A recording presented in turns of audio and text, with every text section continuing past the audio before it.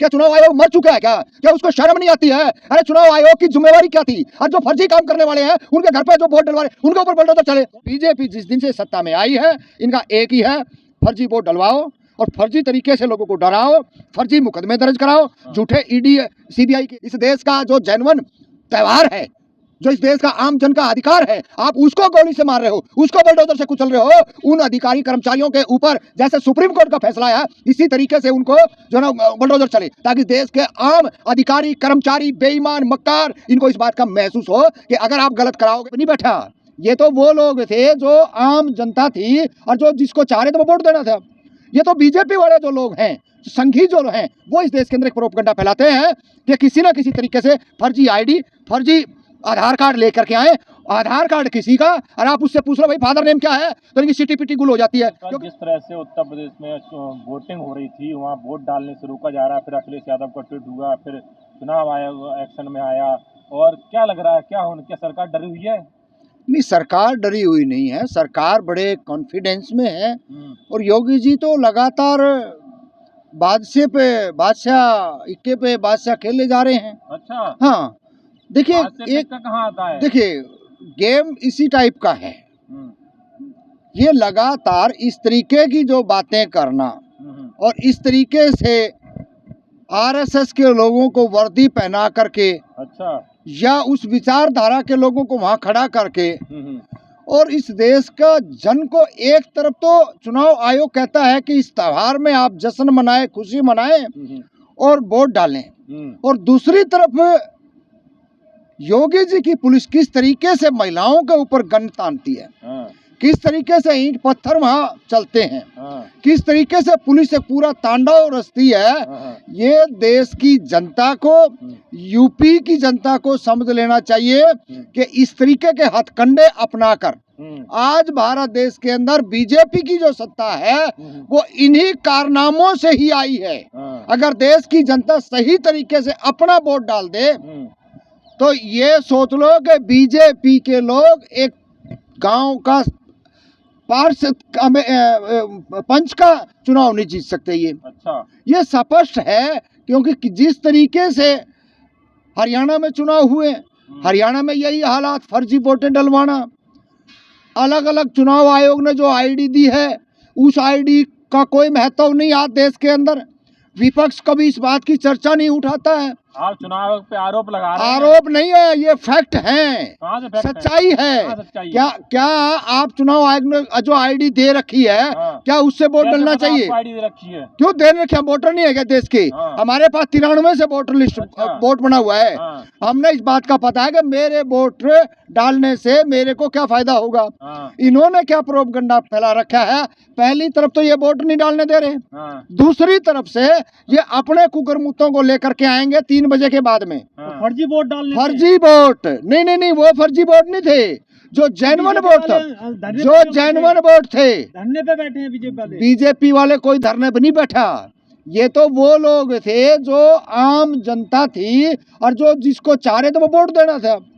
ये तो बीजेपी वाले जो लोग हैं, संघी जो हैं, वो इस देश के अंदर एक प्रोपगंडा फैलाते हैं कि किसी ना किसी तरीके से फर्जी आईडी, फर्जी आधार कार्ड लेकर के आए।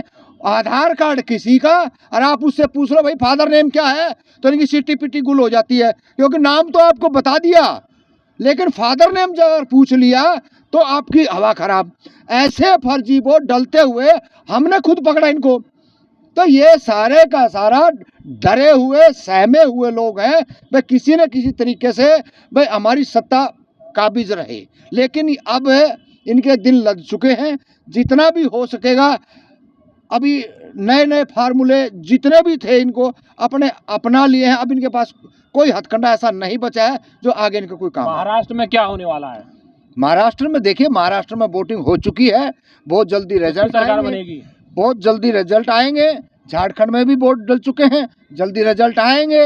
हम उम्मीद कर रहे हैं, हमारी पूरी की पूरी उम्मीद है कि वहां पर भी कांग्रेस की या क्षेत्रीय दलों की सरकार बने। अच्छा। हाँ, क्योंकि देखिए जिस तरीके से जो भगवान का एक नारा दे रखा है, अब भाई और भी तो यहाँ पे धर्म के लोग हैं, जातीय के लोग हैं, अलग अलग पूजा पाठ करने वाले लोग हैं।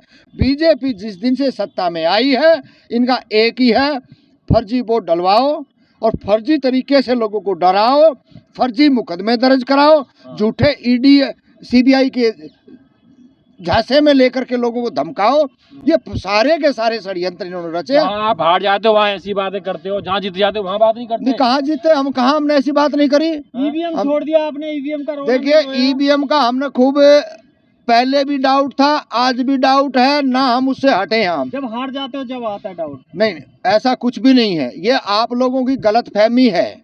बीजेपी आरएसएस वालों की कही हुई बातें आप दोहरा रहे हो। ये तो खुद आडवाणी जी खुद इस पे आरोप लगा चुके हैं। तो सीधा सीधा है, ईवीएम मशीन में तो है ही, लेकिन उससे ज्यादा इन्होंने जो प्रोपगंडा, जो धर्म का, जो आपस में लड़ाने का, ये जो है ये सबसे ज्यादा है। और उसका असर आज हो सकता है कि युवा के ऊपर इसका असर है। इस वजह से पाखंडवाद और अंधविश्वास के अंदर जनता को लेकर के कार्यकर्ता एजेंट कहाँ थे? हमारे कार्यकर्ता हमारे एजेंट वहाँ थे, तभी जा करके वहाँ के डीजीपी ने उन लोगों को सस्पेंड किया है। और हमारी ये मांग है, हमारी मांग उनको सस्पेंड किया जाना चाहिए, ताकि ताउम्र और लोगों को भी इस बात का सबक मिले। अरे क्या होता है, 6 महीने के बाद में फिर वहीं पे वो रहेंगे, वो ड्यूटी पाएंगे। बिल्कुल, गोली जब आप किसी और को मार सकते हो तो इस देश का क्या चुनाव आयोग मर चुका है क्या उसको शर्म नहीं आती है? अरे चुनाव आयोग की जिम्मेवारी क्या थी? और जो फर्जी काम करने वाले हैं उनके घर पे जो वोट डलवा रहे उनके ऊपर बुलडोजर चले।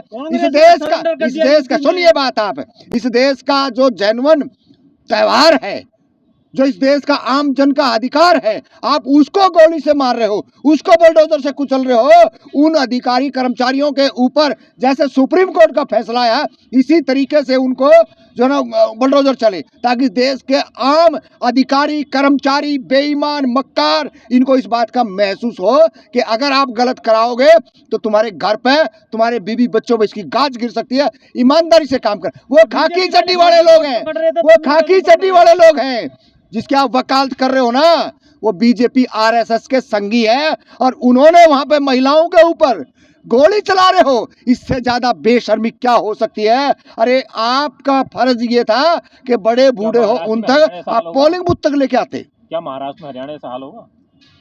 देखिए, अगर सम्मान नहीं दिया होगा तो बिल्कुल हो सकता है, कोई दिक्कत नहीं है। अच्छा। हमने जब हरियाणा के अंदर वंचित जातियों के लिए हमने कहा कि भाई 33% आबादी है, 16 टिकटों की हमने बात करी थी, लेकिन नहीं दी। अरे हरियाणा की तरह ये तो नहीं दी तो खामियाजा भुगतना पड़ा। हल्ला मचा रहे, सरकार बन रही है कांग्रेस की, ऐसे हल्ला मचा दो कि झारखंड महाराष्ट्र में ना देखिए, हम बिल्कुल कोई हल्ला नहीं मचाने वाले, ना हम कोई जो फैक्ट है वो है। ये बात आप जान लीजिए, झारखंड 101% कांग्रेस की सरकार बन रही है। आप कोई किंतु परंतु मजाइए, जनता को बेवकूफ बना रहे हो। ईवीएम का कांग्रेस की बनने के झारखंड मुक्ति मोर्चा की बनेगी। अच्छा, हाँ, हेमंत सोरेन मुख्यमंत्री, वो कल्पना बनेगी, काम नहीं करेगा, कल्पना बनेगी। वहाँ ईवीएम काम नहीं करेगा। नहीं, क्या चीज झारखंड पे काम किया है? अच्छा, जमीन पे काम किया है।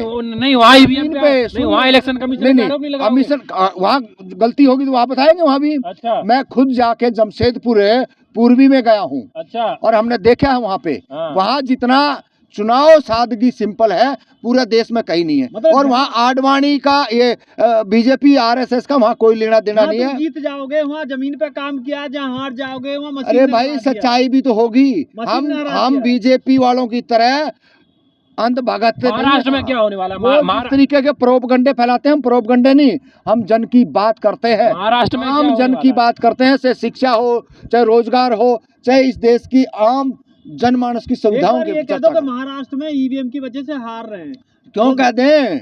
अभी तो आने दो ना, निकलने तो ईवीएम से कुछ निकलने तो दो। हाँ, तो बाद में ही तो पता चलेगा ना। आप 99% बैटरी जाओगे तो ईवीएम तो 99% बैटरी पे है, और आप किसी को भी जिता दो। अरे बेशर्मो, आप 11 बजे आप डिक्लेयर कर देते हो, जो चुनाव आयोग कहता है कि हम 9 बजे पहली लिस्ट जारी करते हैं।